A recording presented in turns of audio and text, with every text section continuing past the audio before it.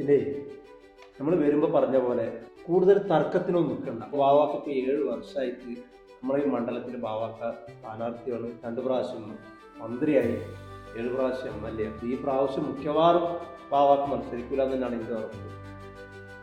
പിന്നെ നിങ്ങൾക്കൊക്കെ അറിയാലോ, ഞാനിപ്പോൾ കുറേ കാലമായിട്ട് ബാവാക്കോടൊപ്പം തന്നെയാണ്. പിന്നെ ഇപ്പോൾ സംസ്ഥാന തലത്തിലും എല്ലായിടത്തും ഇപ്പം ഞാൻ ഒരുപാട് കാലമായിട്ട് രാഷ്ട്രീയം ഒരു സജീവമായിട്ട് നിറഞ്ഞിരിക്കുന്ന കാര്യം നിങ്ങൾക്ക് അറിയുന്നതാണ്.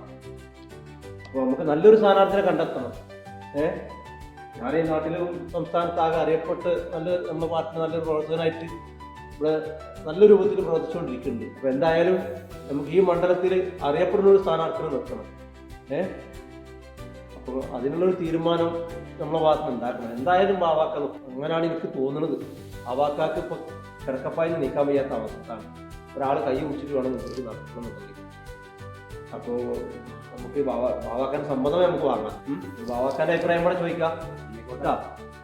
പക്ഷെ എനിക്ക് തോന്നുന്നില്ല ചേട്ടാ ബാവാക്ക സീറ്റ് മാറി തരും. ഇപ്പോൾ ഇവിടെ നടന്നുകൊണ്ടിരിക്കുന്നത് യൂത്ത് തരംഗമാണ്.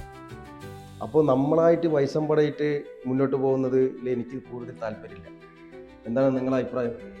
മാത്രമല്ല ഞാൻ എത്രയോ വർഷങ്ങളായിട്ട് സംസ്ഥാന യൂത്തിന്റെ പ്രസിഡന്റായിട്ട് പോയ ആളാണ്. എല്ലാവരും അങ്ങനെ വന്ന ആൾക്കാർ തന്നെയാണ്. യൂത്തിൽ കൂടെ പ്രായമുള്ള ആൾക്കാരെ പ്രായം തന്നെ തള്ളിക്കളയാനൊന്നും പറ്റും. കാര്യം ഞാൻ ബാവാക്കാന്റെ ഭാര്യയൊക്കെ തന്നെയാണ്. പക്ഷെ മഹിളാ സംഘടനയുടെ സംസ്ഥാന നേതാവും കൂടിയാണ്. എന്നെയും കൂടി പരിഗണിക്കണം ആ കൂട്ടത്തിൽ. അതെ, ഞാൻ 10, 14, 15 വയസ്സ് കാലഘട്ടത്തിൽ ഞാൻ ബാവാക്കാന്റെ കൂടെയുള്ളതാണ്. ഞാൻ രാപ്പകലില്ലാതെ ഈ രാഷ്ട്രീയത്തിന്റെ പിന്നാലെ ഓടി നടന്നുകൊണ്ട് വെയിലെടുത്തുകൊണ്ട് അതൊക്കെ കറുത്ത് നാശമായതാണ്. നിങ്ങൾക്ക് എന്നെ കുറിച്ച് അറിയില്ല. ഞാൻ എത്ര കാലമായി ഇതിന്റെ പിന്നിൽ പ്രവർത്തിക്കുന്നത് നിങ്ങൾക്ക് അറിയില്ലേ? കറുത്തു പോയവർക്കും വേണമെന്ന് പരിഗണന. എടോ, അതിന് ആരാണോട് ഈ നിറത്തിനെ പറ്റി പറഞ്ഞത്? അല്ലെങ്കിൽ നിറത്തിന് പരിഗണന കൊടുക്കാത്ത ആരാ? അത് പറയണ്ട. ഇപ്പൊ നിങ്ങൾ പ്രശ്നം കഴിഞ്ഞിട്ടില്ല. എന്റെ ഈ പ്രാവശ്യം സ്ഥാനാർത്ഥിയാക്കിയിട്ടില്ലെങ്കിൽ ഞാൻ പോവാണ്. ഞാൻ പാർട്ടി തന്നെ ഇല്ല. കാരണം 10-20 വർഷമായി ഞാൻ ഇതിന്റെ ബേക്കിൽ കൂടെ. ഇവിടെ ബാവാക്കാന്ന് പറഞ്ഞൊരു ആളുണ്ട്. നമ്മളാളെ 6-7 വർഷമായിട്ട് അയാൾ ഇവിടെ ഒന്നും ശരിയല്ല. മന്ത്രിയാണ്. അയാള് നമ്മുടെ പാർട്ടിയുടെ നേതാവുമാണ്. അയാൾ വന്നിട്ട് ഒരു തീരുമാനം പറയും. എന്തായാലും ആ തീരുമാനത്തിനനുസരിച്ച് നമുക്ക് മുന്നോട്ട് പോകാം.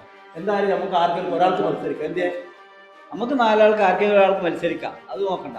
ബാവാക്ക വരട്ടെ, ബാവാക്കാന്റെ തീരുമാനം. ബാവാക്ക എന്തായാലും മത്സരിക്കൂല.